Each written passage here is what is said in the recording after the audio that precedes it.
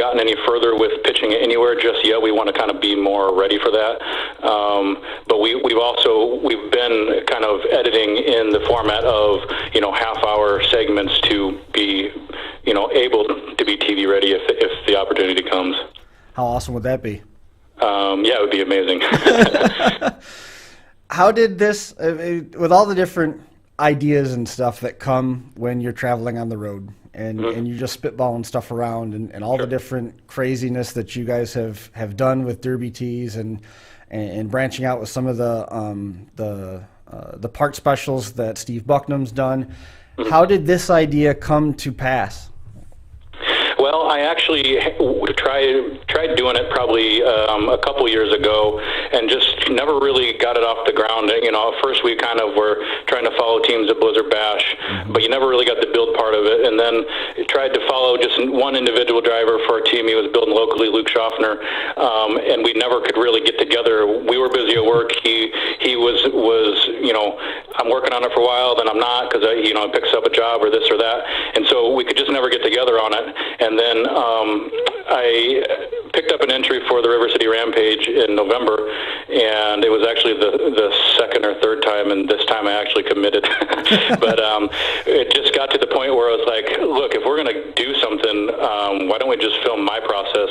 Because there's not going to be anybody more dedicated than myself, and so that's where it came from.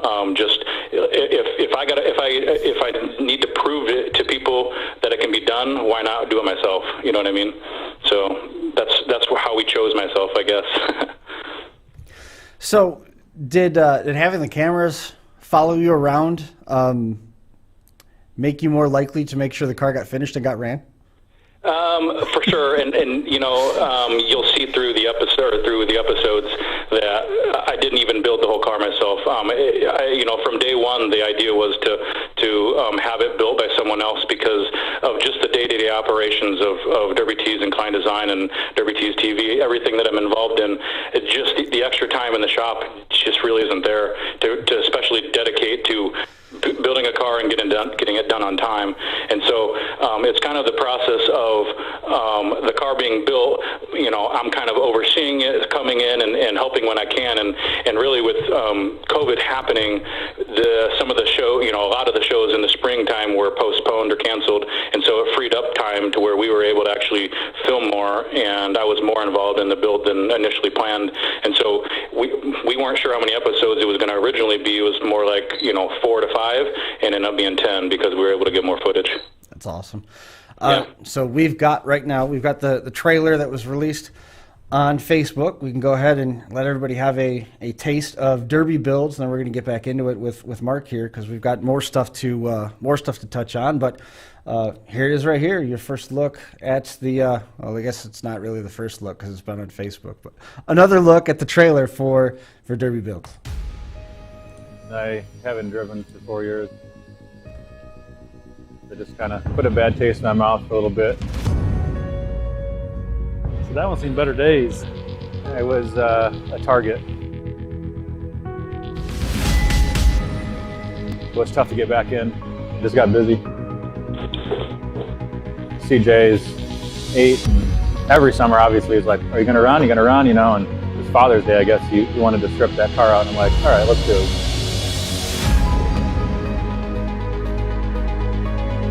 I'm building a car for River City Rampage, and so I need to start getting some parts.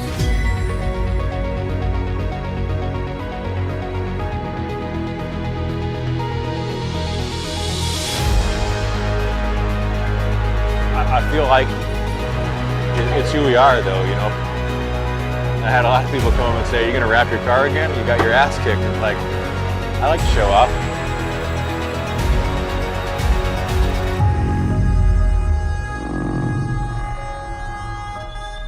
We're running out of time is all I know.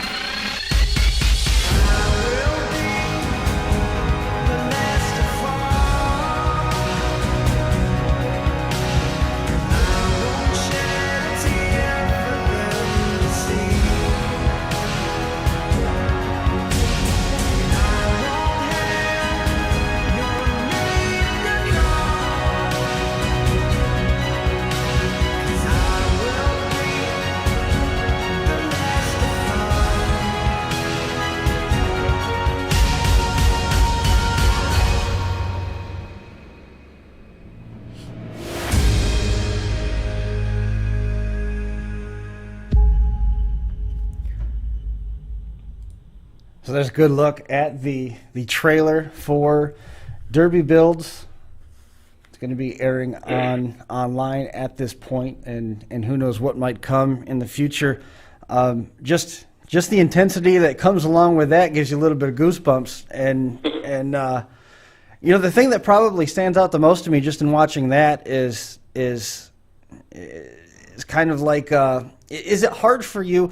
You like so many others got into Demolition Derby more or less as a fan first, right?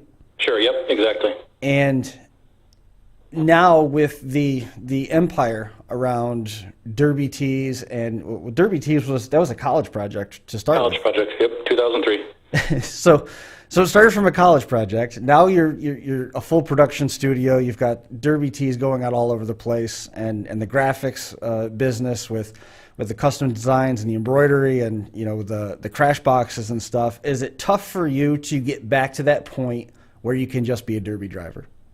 It is. We actually were kind of practicing for, we were double booked for live broadcast last year, and so we were kind of preparing for that and getting the crew to be independent from me, so that I could be in essentially two places at once. And so it worked out to where that was that River City Rampage in September. It's in my hometown, so it was close, it was comfortable, and so I was still there on the grounds, but I took the week off essentially, and I was able to do my own thing. I was able to finish my car up. I was able to go do inspection and hang out with the drivers and be a driver for a couple of days. And I went into the production studio twice just to check in because I felt uncomfortable not at least saying everything okay in here, but they're like, boss, get out of here, go do your thing, and so they were all so confident. I really didn't think about it much at all, and I was able to just do my own thing, and I'm really grateful for that and the crew that I have. What was it tough to get that shut off for you and for the drivers around you? A little bit.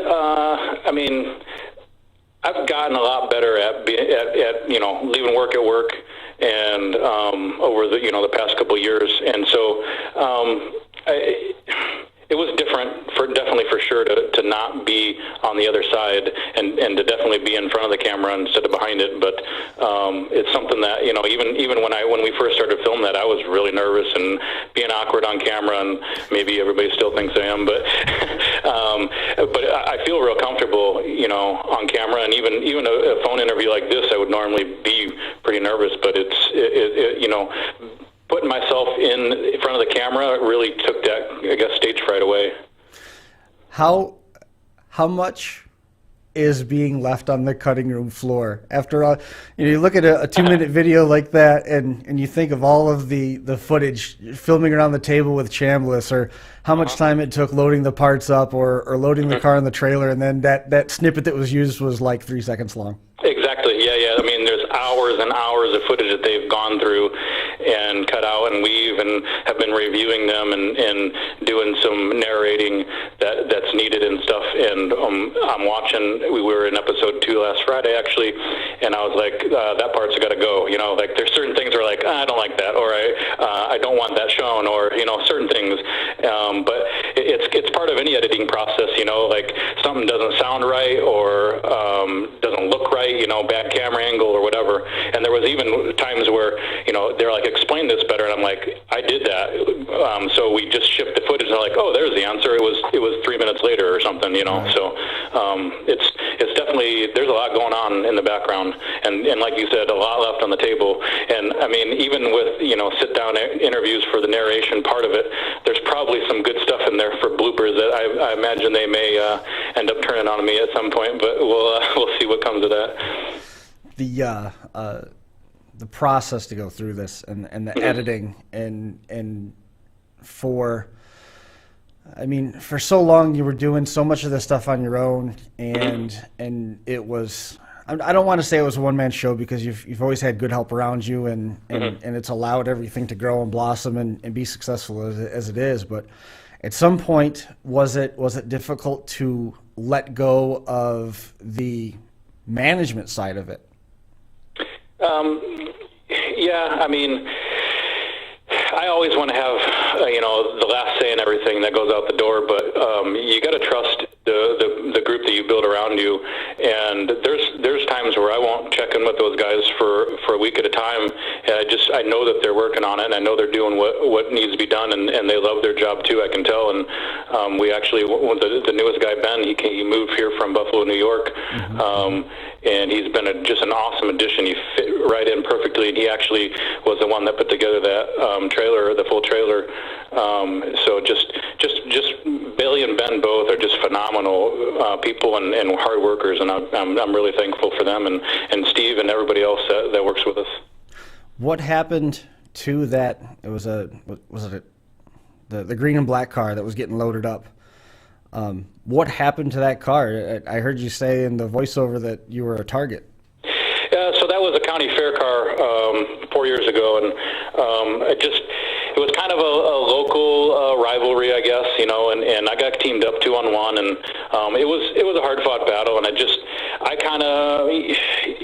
left that show just kind of bitter, and I mean, I understand that, things happen and you're not always going to win, and you can get picked on, but it just seemed like the past few runs, every time I go out, somebody's always after me, and it kind of ended up taking the fun out of it, sure. Just because, literally I can't derby for more than a couple minutes without having somebody up my butt, and so that's kind of that's where it came, the aggression or the being upset came from, was I just got burnt out because it didn't feel fun anymore, and I think I just needed that break a little bit, and then I had to get the itch back and the desire and get back in the car again. It felt good, and I want to come back and I want to do it again. And honestly, I don't want to give too much away, but my heat gave me a little bit of reminder of the teaming up that I experienced 4 years ago.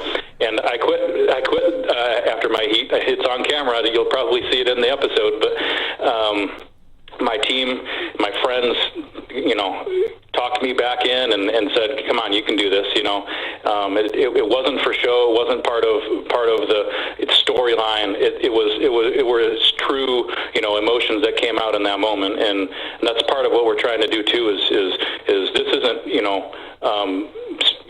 reality TV that you sometimes see where they make you react it just to get a better reaction. What happened, and we didn't redo it, Right. So is that just that teaming thing? I think anytime you get on the track, you're probably going to see that to a degree, right? Because absolutely, somebody's going to want to try to make their name off of, I junked the Derby Tees guy. Yeah, and it wasn't necessarily that. It was a touch more personal, but I won't get into it. But sure. It was a touch more personal than that too. So that's kind of why it was a little bit worse than just they were out to get me because of Derby Tees guy. So right. How's CJ? CJ is doing good. He's actually we've actually shown a couple of sneak previews of season 2, and we were kind of filming at the same time because we were building a youth compact car for him for Bash for Cash last year, which also got pushed to 2021. And so his car is sitting at about 50% of his build, and we're getting ready to actually start working on that again. I got his entry for 2021, and so we need to finish that up and finish filming too. So season 2 is actually already slated for a father-son, building a compact together, and Steve Bucknam Jr. is he's built compacts before. I'm not a compact guy. I knew nothing about him, so he's kind of helped us along the way.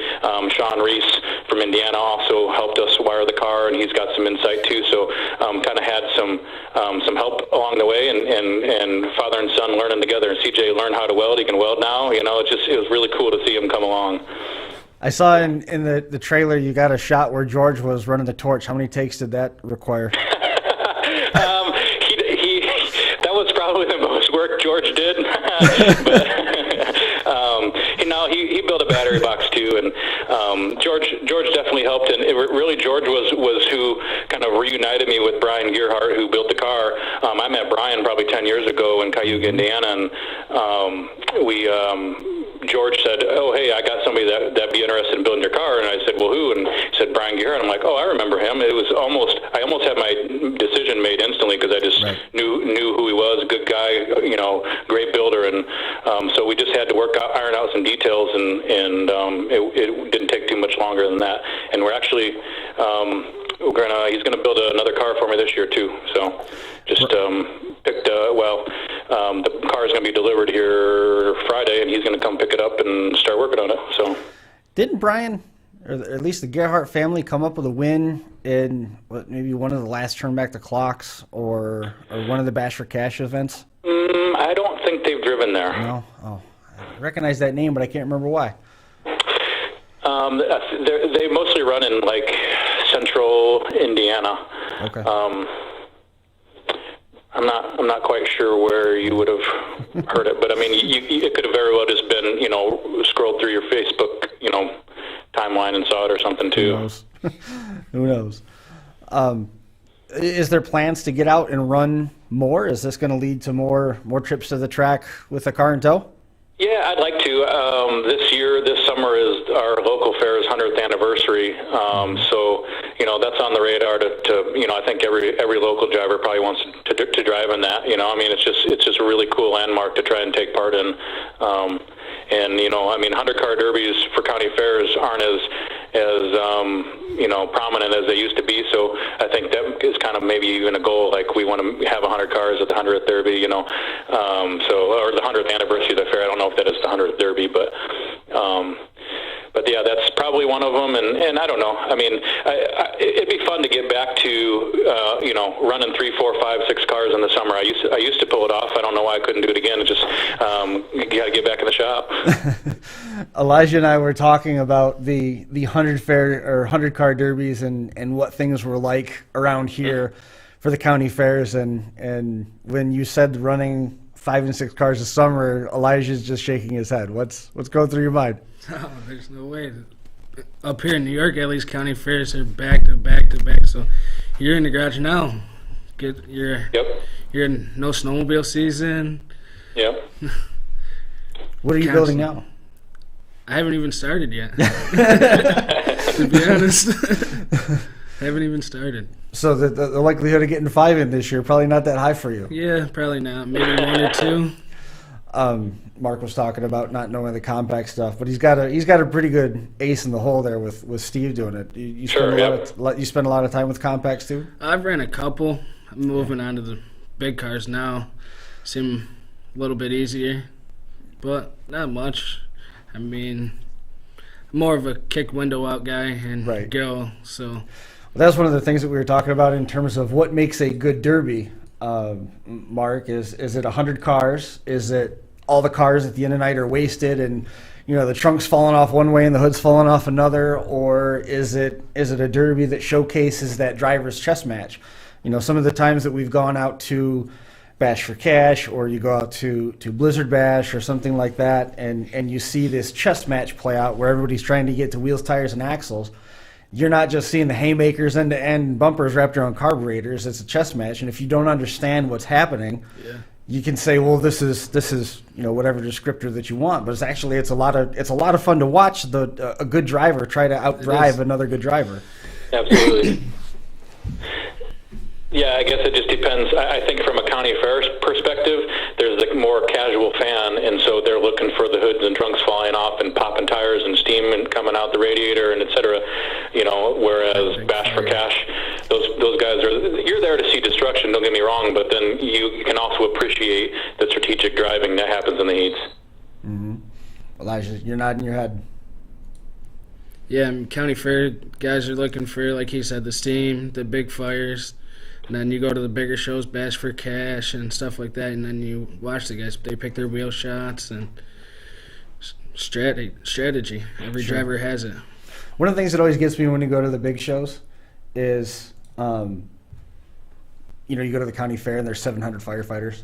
And when the red flag flies, they're shooting people in the face, or they're throwing water with the fire hoses, or they're throwing the water bottles at them to try and stop. And you go to these major shows, and there's an ambulance, maybe a brush truck, and 4 or 5 fire extinguishers around the perimeter of the track, and that's it. And it's such a different world. I think the difference there is at the county fair, there's the local fire department. They're proud to be a part of it and want to see the derby. And I'm not 100% sure, but I think it has a lot to do with just being included sometimes too. And I'm not saying that that's right or wrong. I'm just saying that's my observation. That's how I got into it. My first exposure to Demolition Derby was in the mid '80s. My dad was the fire chief, and he oversaw the inspection. And my mom took me to see him work with the fire department. And he had his post on the infield of the track. On the they had the old Armco barriers on the inside, and he had basically a telephone pole that he stood on so he could see everything. And that was my first exposure to Demolition Derby. And quickly, Dad running a fire hose and telling everybody where to go was second place to the organized car accident. So I know when we were talking, and I apologize for being so late, but I immediately wanted to get a hold of you and just hope that you got the message early in the morning so we get something put together for today. Do you have a schedule per se for season 1 to be fully released? We don't have an exact day just yet. I think we'll know more in another week or two. We want to have episode 1 through 4 pretty well polished before release, just because we want to be able to, after we release the first one, we want to go every week until all 10. So within 10 weeks, we want to have them all out. So we don't want to end up with a empty week because we didn't have enough done ahead of time. And so we're just making sure we're well edited, well into the editing and polishing stage to be able to, just once a week for 10 weeks have it all the way through the finale. So I think, if I have my way, I want it to be the first Friday in March, but because I think I envision a Friday too for the release days. But so if I had it my way, first Friday in March, but they're probably pushing for second or third, be my guess. So. Well, in any case, we look forward to catching up to hear how the rest of that process went. Hopefully you'll be able to come back on when you get those dates finalized, and we'll talk a little bit more about what that was and what the rest of the editing process entailed. And if you've gotten tired of the sound of your own voice by that point. Well, I'm not going to lie. I probably watched that trailer at least 100 times. So it's a great trailer. I'm very excited. And I don't know if it's just because it's me or just because it's really cool, for Demolition Derby in general. But we were at Redneck Rumble last weekend, and I talked to Jeffy from Jeffy's Fab Farm, and he goes, I'm not going to lie. I probably watched that thing 15 times, maybe more. And I'm like, hey, me too. But it's just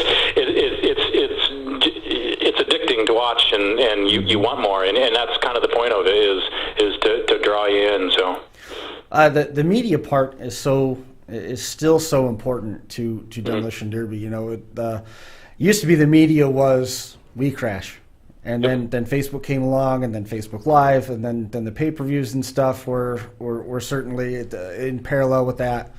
One of the things with Mark Elliott, so many of these promoters, they just rely on getting their name out on Facebook and letting Facebook do the job. They don't have an actual website, and Mark's got that. That's one of the reasons why we're kind of going to talk with Shannon Davis and talk about the importance of the media's role in Demolition Derby, and you guys have done an excellent job of establishing a pretty firm footprint with that, and this is just another extension of it. It is very, very cool. Well, thank you. We look forward to catching up with you here in a couple weeks. But before that, I heard that you guys were pretty satisfied with the turnout at Redneck Rumble as well. Yeah. Very, very good show. It was probably one of the best ones we've seen. So very, very happy with that. Is anything ever going to top the end of Bluegrass Bash where the 2 cars fell over? It'd be tough. It'd be really tough. Awesome. Well, Mark, man, I appreciate you coming on. Jump online, check out Derby Tees, derbytees.com, derbytees.tv, and then stay tuned to Facebook. Look up Derby Builds. You'll be able to find the page and follow along there with all the releases and stuff. When's your next show?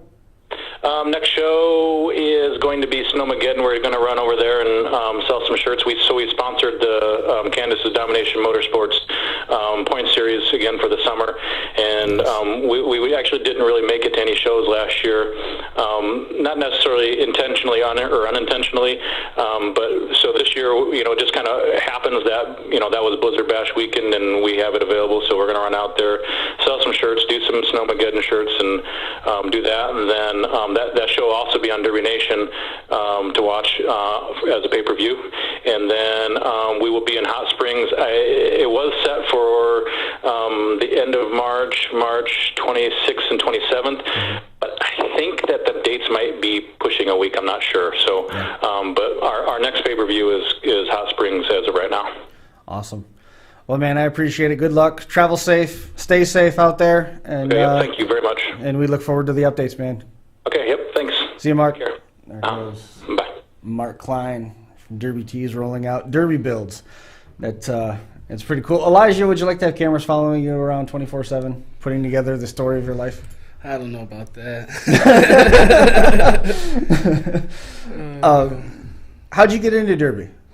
I got into Derby it was freshman year in high school. We were in Canasarega. Mm-hmm. The soccer fields butted up. Well, the school butts up to where Canasarega used to have their demolition derbies on their fireman's field.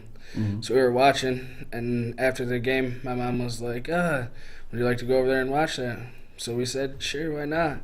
Went over and watched it, and I was like, you can smash cars for fun? You can do this for real? And not get in trouble? So ever since then, I was like, man, I got to do this. How many of you had a chance to drive in? I probably 15 different shows. And ran probably 15. And you said kick the windows out is kind of the wheelhouse. Yeah. Bath, Steuben County Limited Weld V8. I took an 80s Lincoln there. Very cool. Denise Marie checking in the live chat. Joey Mitchell, Scott Drevenak, again, happy birthday to his boy. Christy Germain, looking forward to that. Christy's going to be on with us next week. Larry Sullivan checking in. Christy Germain, they get in at least 20 shows a year, and sometimes it's more than that. I know Reg Bonneau up there, Mr. 47, he'll run, same thing with Ron McClung. They'll run 30 times a year. Yeah. And it's all over the map in terms of what they're doing up and down. Yeah. So Bill Williams here shared a story in the live chat. When his dad and his uncles and grandfather ran, it was 5 shows in 3 days. And they were heats and features. 1 show Friday night at 7, 2 shows Saturday, 1 o'clock and 7, and 2 shows Sunday. And that was 1 and 7 again. And they ran the same cars all weekend. And they lived 3/4 of a mile from the fairgrounds. There's Frankie Guy. Lived 3/4 of a mile from the fairgrounds and drove the cars to the track and then drove them back home. Drove them back home. Yeah, I've heard some stories like that before. Scott Kiefer says hi. Frankie Guy. Thumbs up for Frankie. Frankie Guy with the Hardcore Tour and Hardcore Derby Promotions. They're helping us out a ton this year with making sure that we can get everything going with the Crash Course Nationals coming up in June. But they've got some stuff to talk about in their own right. The Hardcore Tour is going to kick off here in just a couple months. May Meltdown will be this first derby of the year in Stoneboro, Pennsylvania. June 12th is Destruction on the Knob in Markleysburg. Mayhem on the Mountain is June the 26th. July is Destruction on the Knob again, July 24th. King of the Hill at the Jacktown Fair, and then July 29th, August 3rd and 6th is Destruction in Dunbar, Pennsylvania. The rest of the schedule is right up there on the screen. This all leads to the 2021 Hardcore Championship event. That's September 25th and 26th. $10,000 to win final confrontation in Dunbar, Pennsylvania, and then a $3,000 Jeffy's Fab Farm Mad Dog Award. You got to score points in order to get into that one. And then there's going to be events that day that will help get other drivers qualified. So the Hellraisers through the course of the week, they're going to be the ones that are scoring points, and it's really going to be something to follow along with that one as that entire schedule comes around and takes form. On the topic of we should do this too. Online, hardcorederbypromotions.com. Make sure you check them out. And then another one that you're going to want to be following front to back, the 527 Unified Point Series. We're going to be talking with Shannon Davis with that organization here in just a few minutes. January the 30th was Wicked's Redneck Rumble in Sturgis. That one's in the books. They got some time off now with the Bluegrass Bash being put off to 2022. April the 17th is the next scheduled date, barring anything unforeseen. That's hosted by Toast. The Granite City Show in Sauk Rapids, Minnesota, April the 24th and 25th is Derby Icon Spring Explosion in Portland, Indiana. April 30th and May 1st is Urban Destruction, hosted by Wicked in Evansville, Indiana. May 7th and 8th, that's Toast back again for River City Rampage in Henry, Illinois. May the 15th is Hardcore's May Meltdown. May 28th through the 30th is Smash It Bash for Cash, and then June 5th and 6th, Smash It Street Stock Madness Show. That's in Washington Courthouse. Hardcore, Toast, and Rouse rounding out the month of June. Online, 527unifiedseries.com. So we made a quick mention of it there, and here's some more details on it. Smash It Demolition Derbies online, smashitderby.com. They've got Street Stock Madness coming up June the 5th and June the 6th at the Fayette County Fairgrounds in Washington Courthouse, Ohio. That's the former home of the Bash for Cash. Gates at noon on the 5th, Derby at 6, Gates at noon, Derby at 3 on the 6th. Four-man teams are taking 20 teams, 6,000, 3,000, and 1,600 payback for the feature through the top 3. Pro Stock, they're taking 40 entries, 4,000, 2,000, 1,000 back through the top 3. Full-size street stock, compact street stock, minivan, mini SUV, mini trucks, 30 cars per class, 30 entries per class. I should correct that. 1,000 to win each one of those divisions. Additional details available online, smashitderby.com. And we talked a little bit about old Jeffy here through the course of the show. Jeffy's Fab Farm, recognized as an industry leader in all manner of fabrication needs. The Fab Farm is a go-to for a number of Demolition Derby parts. They focus in the LS conversion components, but earn major Derby credentials with their various header offerings. It all started with just wanting to make some stacks for his buddies, Jeffy says. The Fab Farm released over the summer the 4-cylinder Camry engine mount. They've got the Camry in a box that was super popular. They've got all sorts of new stuff coming out for this year because the innovation never stops. Scott Kiefer's got a note here. We'll get to that in just 1 second, Scott. The store offers bumper-to-bumper selection, including fuel and air parts, suspension and transmission items, steering components, pedal shifter, switches, and gauges. If you need it, you can find it on the farm, jeffysfabfarm.com. And rounding it out, this is an event that you're not going to want to miss either. Dead Man Derby returning in 2021 for this one date, April the 23rd and 24th. Friday is the opening round of action at No Mercy, hosted by Dead Man Derby, online, deadmanderby.com. 3-man compact heats, 80s Pro Stock heats, and half-ton trucks on the opening night. Saturday, it gets busy, to say the least. Youth compact division paying $800 to win. Imperials are paying $2,000 to win. Minivan, truck, mini SUV is paying $1,200 to win. The full-size Team 1 and Done is on the schedule that day. Dead Man compacts, the 70s and 80s Pro Stocks, which is paying $8,000 to win. 3-man compact team feature. And the full-size Mercenary is also on the card for No Mercy, online, deadmanderby.com. So, ran through a bunch of that stuff. Just something for everyone to pay attention to. The raffle of Danny Snyder's 79 Cordoba. They're donating the money to San Filippo. You can contact Danny for details on that. Jump online. You can look that up. Scott Kiefer's got additional details on that as well. So, now, we've run through a bunch of stuff already, and we still have one more individual that we've got to get to. We've got to do that, and then also we'll...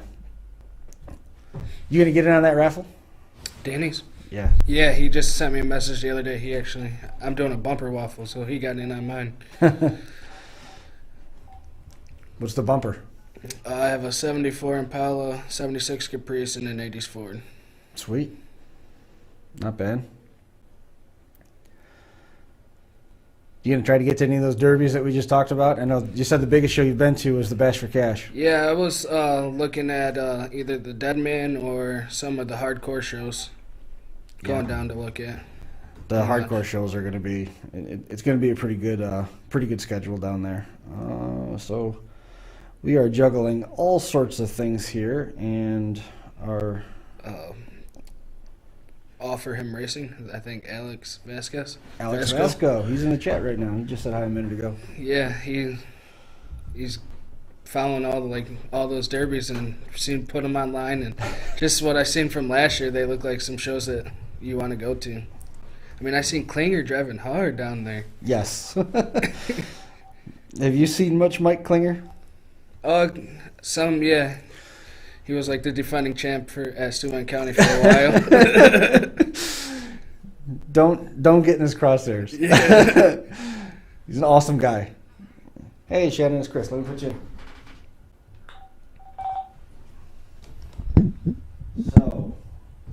go. Catching up with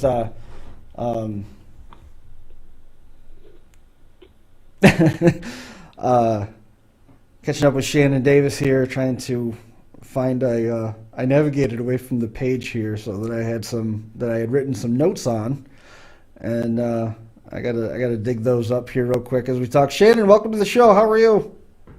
I'm doing great. How are you? We're doing okay. So media is such a big part of anything now, with social media and everything like that. And it was good to see that Mark decided to reach out and get a website put together as a hub, in addition to doing everything on Facebook like he's been doing. Tell me a little bit about what it took to get all of his needs set up and everything, and help get the website of things up and running for the Unified Point Series. Oh, sure. In today's world, the most valuable information is, the most valuable item is information, and everyone wants it, and we're using the internet to get it. Mm-hmm. Mm-hmm. So Mark presented an enormous amount of information, and we just needed a platform to get all of that out there in one spot. Sure. And you can't do it, as much reach as you can hit with Facebook and the social media stuff. You just can't get the information out there in people's hands as readily using that, because it ends up getting lost in the news feeds. Right. And not everybody sees the same thing, and we all tend to assume that what we see is what the other person is seeing, and that's not really how it works. Right. So it's really important to put everything into one platform and just get it out there for everyone to be able to have access to. Your background is in photography, with one-shot photography. Have you always been into Demolition Derby? Yes, my husband he was into demolition derbies, and that was my first experience with it. Yeah. And, he just made it seem so easy. So, I thought I'd give it a shot one time, and I tried one derby, one heat, and my place in this world is behind the camera and not on the track. Well, I mean, it makes it, you're going to be taking the pictures anyway to document Richard's run. Richard came away with a win in the Buckeye Bash back in 2003 IDDA. It was, 10,000 win show. It was no slouch of a show for Richard to pick up the win there. But if you're going to be taking the pictures anyway, you might better, serve as a bit of a historian, if you will. Document the thing front to back. Yes, and, you always want to have that, that memory, that history, and, photography, it's a whole new thing. It's, the best way to explain it is that it's just got a whole new language to itself. You reach so many people. Mm-hmm. One of the things that I've always enjoyed, there's a couple different folks that are up here in the Northeast that went around all the dirt ovals and followed the dirt series and stuff in the 60s and the 70s and the 80s, and they go to these swap meets and they set up and they just sell old pictures. They'll buy collections and they'll buy old negatives and stuff and put them together and get reprints done and things like that. And it seems like there's just like this cutoff point. All of a sudden it just stops. 1 year, everywhere you go, within a year or two, front to back, it just stops. There's no more archives because everything went to digital. Everything's an archive online. So back then, when you used to have a roll of 24 snaps, if 2 or 3 of them were good, great. If half of them were good, awesome. But you still had some of them that were garbage shots that you just didn't develop. You didn't. Now it's so easy just to keep everything, whether it's a good shot or not. With it, you hold the button down, your shutter goes off 25 times, you get 25 shots of a car coming across the track in flipbook fashion, and just keep all of it. So while we've got more data about all of these events, they're locked up in computers, and we don't get to see them. They don't get to be shared as much as I think probably we would like. And that is true. And, it's always about that one shot. Right. You want to get, the good shot, the hard hit. Everybody's into that action shot. Everybody likes a good fire where everybody's come out safe, but it's really cool to go back and look and see what you did in the moment. And, the big thing these days is rollovers. Everybody wants to make sure, did you get that on camera? And it's a split second. You just don't know. What is the trick to taking a good picture at a demolition derby besides experience? Always being ready and just being able to get in a spot where you can get pictures. Right on. Accessibility is a big part of it. It is a lot harder to take shots from the grandstand than it is trackside. Absolutely. And if you're trackside, you got to be able to look in the camera, look on the track, look for that upcoming shot, and still be able to time it just perfect. You got any pictures like that, Elijah? You got stuff hanging on the wall that somebody just happened to capture the perfect shot? Yeah. It's storied here. My sister, I brought her to a demolition derby. Well, she came out to watch, and she thought demolition derby consisted of racing, going around the track. So she had never been, first time, and I back off the line, and right off the bat, she's got it on video, picture after picture, straight, and I actually put it on the rooftop. I went over top, and you could just see her, right, and she's screaming. Yeah, so I have that one. That's that awesome. One framed. That's very cool. Good deal.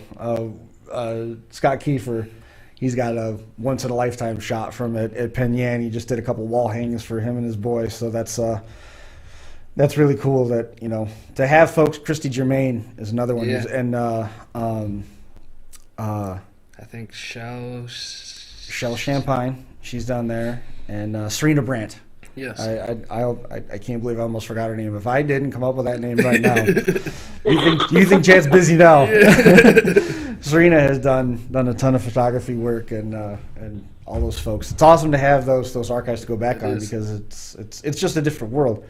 Some more details on the Unified Point Series. The Derby Tees merchandise campaign is going to go on through the 22nd. So you can jump online, get on the website, go to their site, and you can still order all the apparel, all the hats. Last year they had a lot to offer. This year it's insane. It's front to back. You can get pretty well decked out. So make sure you check that out. The Unified Point Series has added Spinning Wheels Mini Meltdown to the schedule on June the 19th. So that's going to be a points paying event for the Unified Point Series, and it's. Is it Mini Meltdown or was it San Filippo? I don't know. The note that I have here had Mini Meltdown. So San Filippo's usually in the fall. They ran San Filippo last year, right? No, San Filippo did not get run It last didn't year. get run. No. I thought it was a merry-go-round of events last year. Yeah, it was. It was Jay Arnold, thanks for the stars. We appreciate it, man. Thank you. Where else are you going to where else are you planning on following the whole schedule this year with all the dates that Mark's trying to do? I would love to, but I don't know if that's possible. No.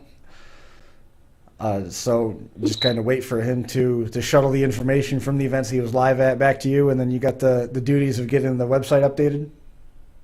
Yes, and it's a challenge to keep everything live, but in today's fashion, that's what everybody looks for. They're on it. They want to see it now. They're looking for it first thing in the morning. So, as soon as he gets it to us, we try to make it live as soon as possible. Sure.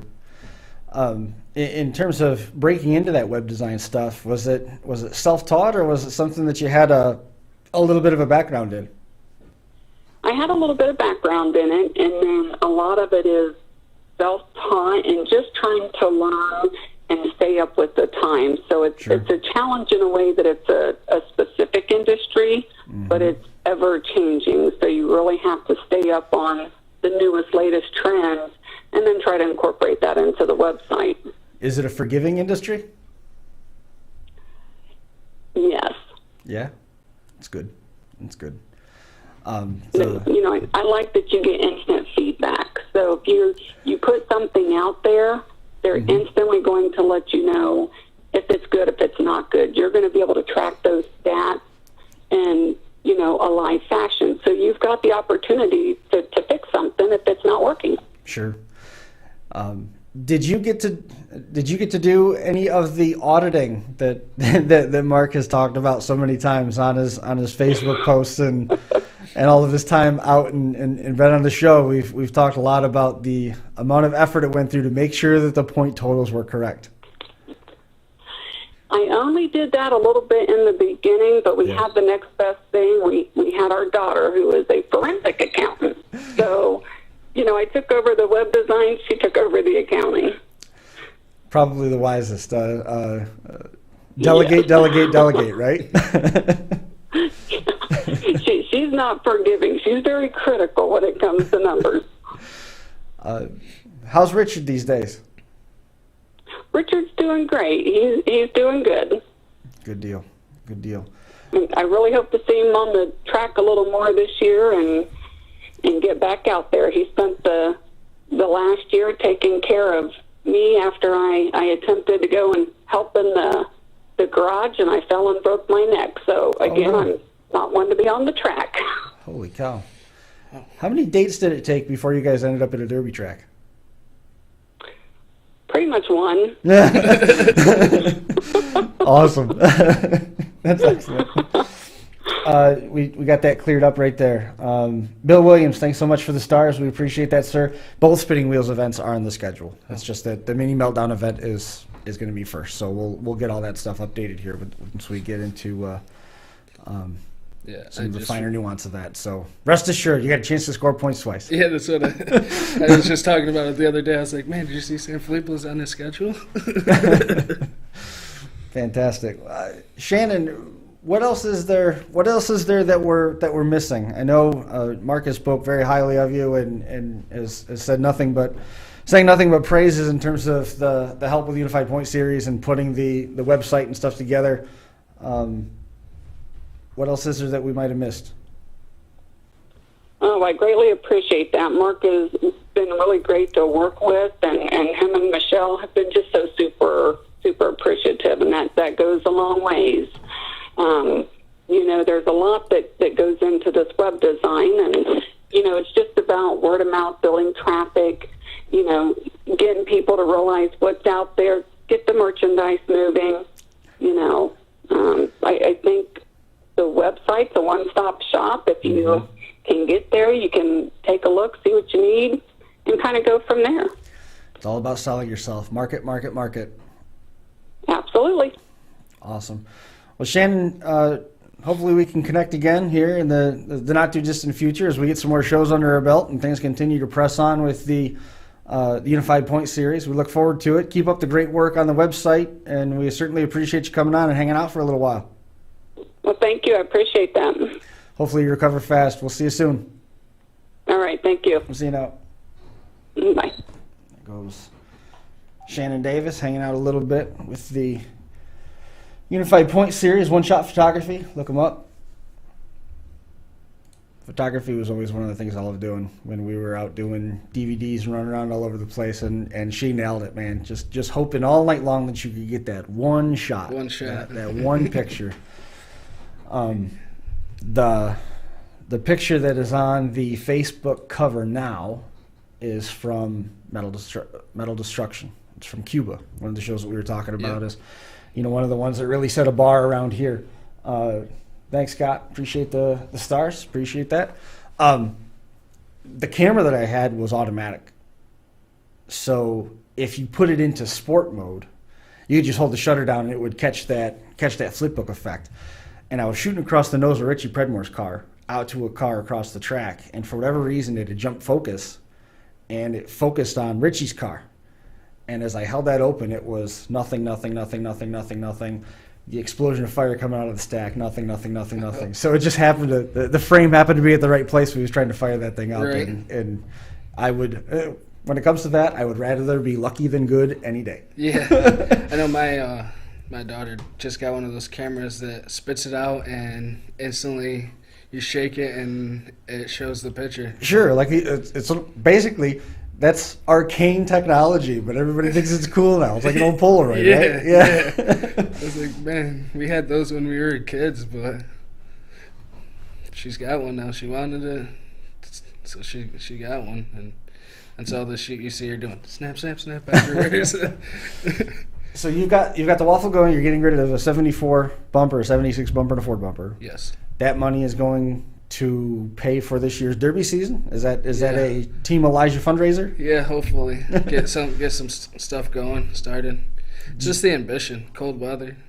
I'm done laying on the ground and rolling around on the stones. I do a lot with my brother-in-law, Kevin Carrier. Mm-hmm. So He's been busy. I've been busy with work, and we'll push it out. Probably start when the weather turns. Gets nice.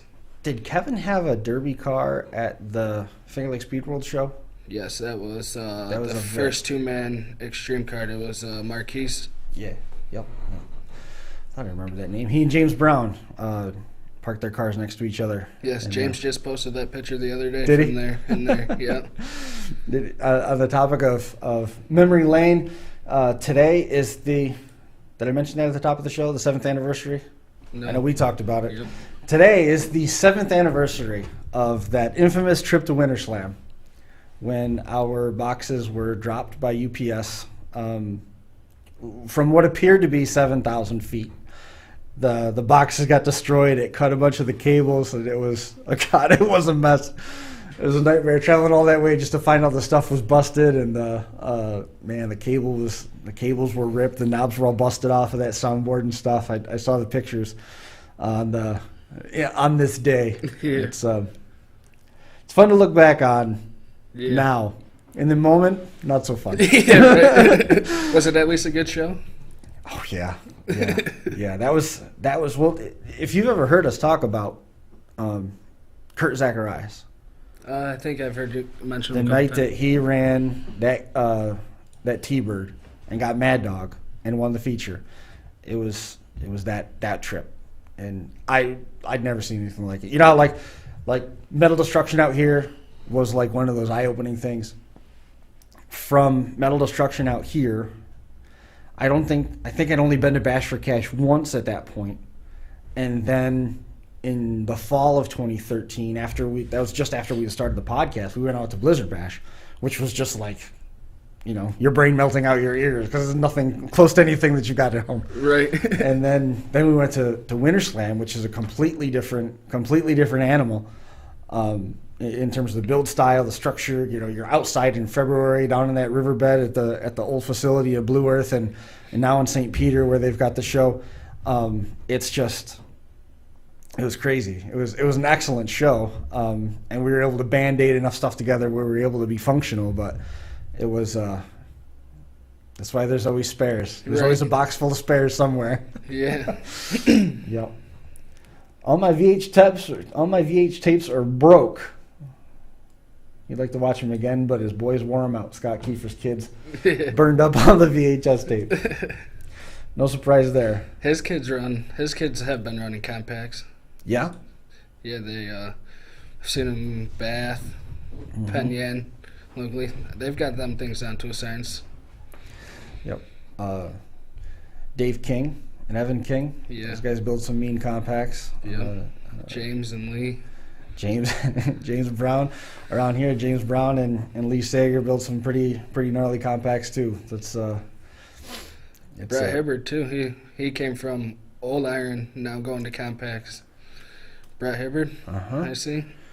I remember him driving a gray, like a mid '90s Lincoln, like a '93 to '97, before they went to that more bubble style where it was real slab sided and still a real boxy roof. So you remember that. It was a gray car, maybe number 23, maybe at Yates County, I think. He's a fun guy to watch run, for sure. Yep. Well, is there anybody that you'd like to make mention of here before we sign off? We got another minute or two before we got to get out of here. Appreciate you making the trip. Anybody that helps make sure that you get to the track, where can we see you this year? Yeah, I'd just like to thank Carrier Salvage and Recycling. They helped me out a lot. Block Bros is my brother's company. He's stepping up. He usually hauls my cars when Kevin's got cars on his truck or trailers. And my mom, they help us out. They help me out a lot. Right. My family, my 2 kids, and my girlfriend. Goal for Bath? Goal, Bath, maybe 2-man at San Filippo. Mm-hmm. Mini meltdown, maybe. We'll see. I ran once last year. I went to BMP. That was just a random. I threw a car together that I had from last year that I bent down, and that was it. Awesome.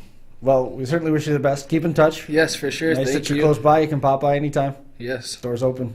Thank you for having me. Absolutely. absolutely. Well, we sure do appreciate you coming on and making some time. Scott Kiefer says you're a good young driver. Thank you. Awesome. Well, that is going to do it for us here. Episode number 342 in the books. Hopefully Brian made out okay tonight, getting the oil leak. I was going to say, he didn't have a Cadillac he could drive down here? No, I don't think it had glass. It'd be a little bit of a cold ride. Yep. Hot pursuit through Seneca County. I sent him a message. I said, so do you want to call in or not? And he never even answered. So hopefully that is a sign that he's got some progress and he's wrapped up fixing and not still diagnosing. He's working on it. Watching someone else work on it. All right. That's it. That's it for us tonight. We appreciate everybody tuning in. Make sure you jump online and check out Derby Builds. It seems like it's going to be a pretty cool series. Yeah. It's going to be neat. And then, of course, make sure you support. Let everybody know that you heard about it on the show, that you heard about them on the show, and go support them. We sure do appreciate it, guys, and we'll see you next time. Thanks a lot.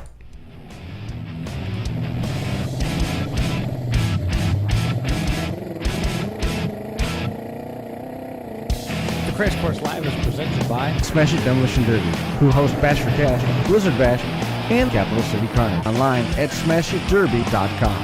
And Stirring Dirt Racing, host of May Mania's team show at the Golden Spike Arena in Ogden, Utah.